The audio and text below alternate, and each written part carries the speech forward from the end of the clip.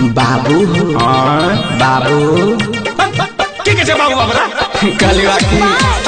मैं मतलब अरे बोल ना शादी की शादी हमर नहीं होते के कम बढ़िया कौन करे काज के दुश्मन अनाज के क्या करा बेटी वाला भले दे तोरा दे तोरा होई गेली आई जा बहनया बनई मनबा तोहर बतिया होई गेली आई जा बहनया बनई मनबा तोहर बतिया हे लगन में हो बाबू कर दे हमर सदिया हे लगन में हो बाबू कर दे हमर सदिया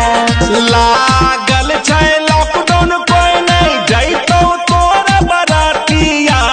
लागल छै लॉकडाउन कोई नहीं जइतो तोर बरातिया त कुछ दिन थामे रे बेटा कर दे बहु शादिया त कुछ दिन थामे रे बेटा कर दे बहु शादिया बुझली की बुझबे प्यार बार अपना तके की बुझबाओ आ नहीं बुझली तो हमार पंच उखाड़ ले भी रे ई उकार दे तोरा बतैया मकई के तुम लगत बहुत उखाड़ दे बहुत अरे सबर के फल बहुत मीठा होय छे बेटा अब हमरा बर्दाश्त नहीं पा भूल जो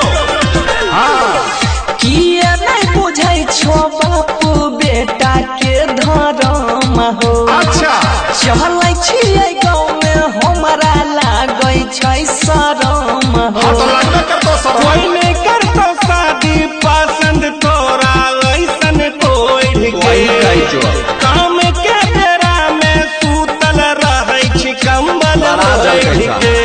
भाग जइबा के करोला के गिर जइतई जतिया भाग जइबा के करोला के गिर जइतई जतिया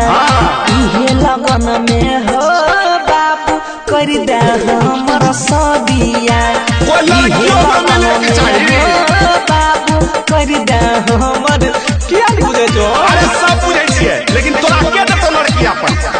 कोई एक्शन नहीं ले जो ढिंढोरा पीट ले कहां पीट ले ढिंढोरा लड़की दे छै ओकरा जे कमाई छै करे छै हमर शादी के कौन कमेबे हमरा अपना कोई नहीं कमेबे की कमबे छै के हो पैसा कमबै छै जो जाके दिल्ली जाके कमा कौन चीज कमेबे रिक्शा जाके खींच छैला बिहारी से कह के मंगवा बर तुहारी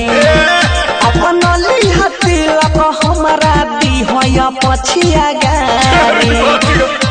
शादी करैला किया करै छी इतना शोर रे कर देबो बेटा तोरा कनिया बेजोड़ रे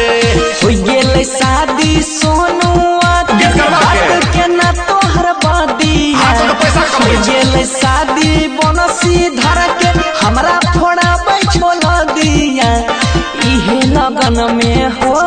बाबू कर दे हमर सदिया तनी दाम धर रे